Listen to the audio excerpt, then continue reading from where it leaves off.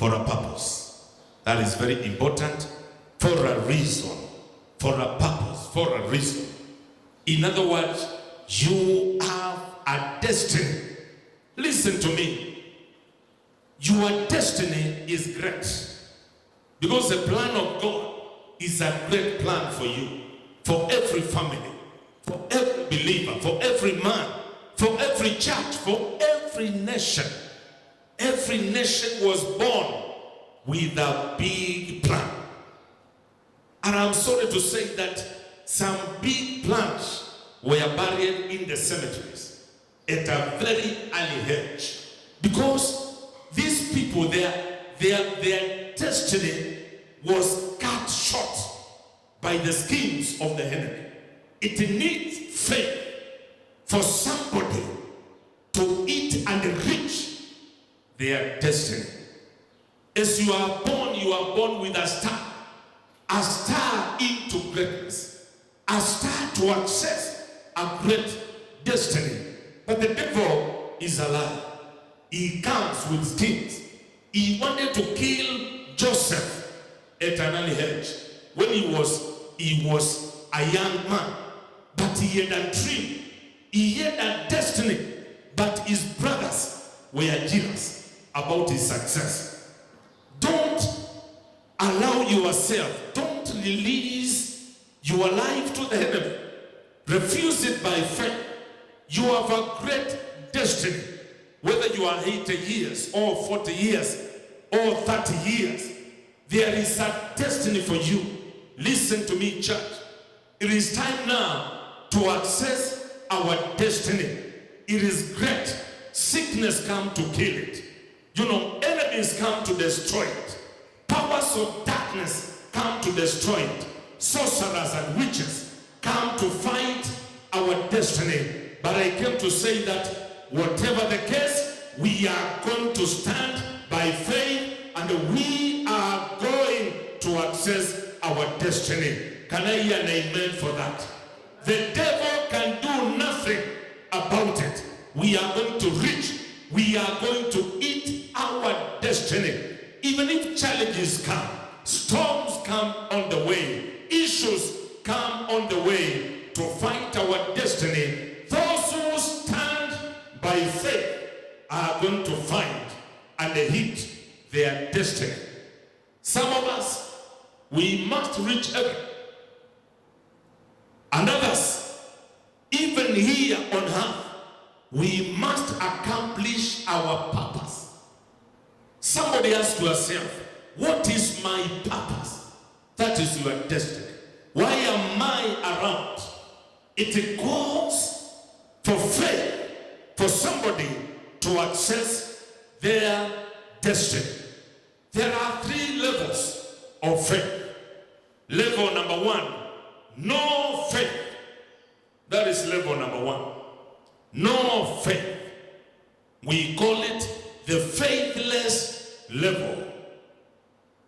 If somebody is operating at the faithless level, the no faith level, they cannot access what the Lord has set aside for them. I refuse to be at the faithless level. This is where Thomas was.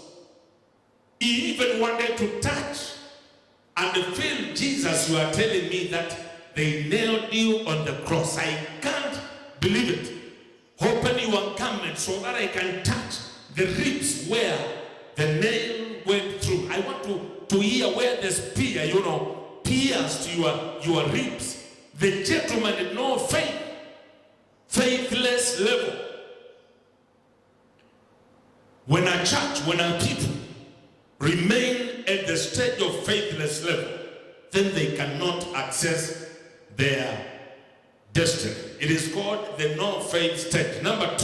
Stage number 2 is little faith. Little faith. We call it the weak faith. The weak faith. People who are weak in faith, they talk failure. They speak like it is not going to work. We are here, but we can die in time. We are here, but this world now is already shaken and we cannot make it. So little faith is also dangerous, and that is a faith now which Peter had. Okay, the reference for Thomas was John 20:27, when he was looking for a way of touching, where Jesus was pierced, and for little faith it is Peter. In Matthew 14:3, Peter is told to walk on water, but when he is coming, his faith becomes little, and he is told by Jesus, you person of little faith. It can make you to sink. When your faith is little, you can start well, but in the process, you will find that you are sinking. Some people come with a big dream. In year 1, they speak big. In year 2, they are speaking big. But in year 3, they start sinking. That is the danger of little faith. I pray for you, church. You are not going to sink this time. You are going to stand. Hallelujah. Then level 3 of faith is now this one called great faith. And I commend everybody to reach this level. I pray that even myself, as a child of God, that I may reach the level of great faith. We call it the level of fruitfulness, whereby you can produce fruit by your faith. That is where the Roman centurion was in Matthew 8:5-13. In Matthew 8:5-13, Jesus said, I have never seen such great faith. This man said, Jesus, you can speak a word, and my servant is healed. Even when you are far, there are people who believe Jesus must come to my house, the bishop has to come to my house, the pastor has to come to my house and lay his hands on my son. But this one said, you can speak a word even when you are there. Because he understood how commands work.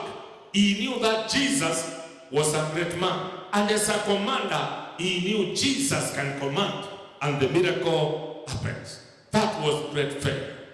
The Canaanite woman also, who knew that she was a Gentile. And Jesus told him that he cannot throw bread to dogs. She said that even dogs can eat the crumbs.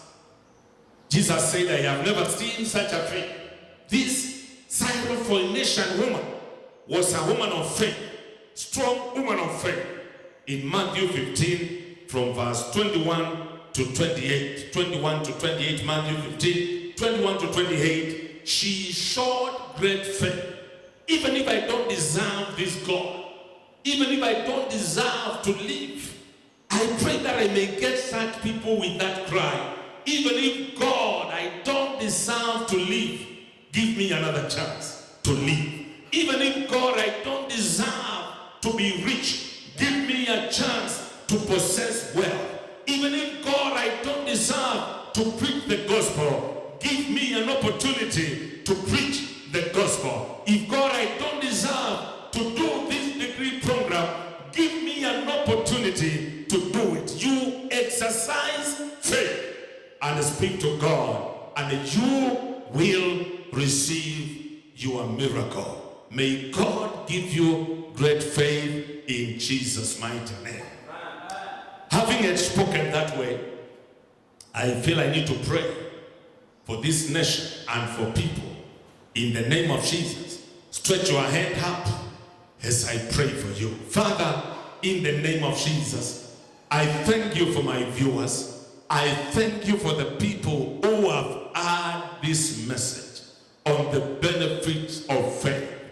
May they receive the 5 benefits and more in the name of Jesus. May they, Jehovah God, find salvation. Salvation from the challenges of life. Salvation from sin. Salvation from death. May this nation be saved in the name of Jesus. may they access healing. Oh Jehovah God, wherever you are, you can also be praying for yourself. Just pray that healing may come upon you, may come upon your family, may come upon your children, may come upon the nation of Kenya and the world. Lord God, healing is accessed by faith. We now access healing for our bodies, healing for our emotions, healing for our spirits, healing for our families, healing for our youth, for our children, for those affected by coronavirus. We declare we will get more testimonies of healings in this nation in the name of Jesus. We are accessing it by faith in the name of Jesus. Father God, give us access to the kingdom. Everybody who has heard me today, I pray for this access into the kingdom of God. Peace, love, and the joy in the Holy Spirit. May it be part and parcel of our lives, of our churches, of our country, of our leadership. May peace and kingdom be accessed, O Jehovah God. May the key to the presence of God be part and parcel of our lives. Help us, Lord, as we approach the throne of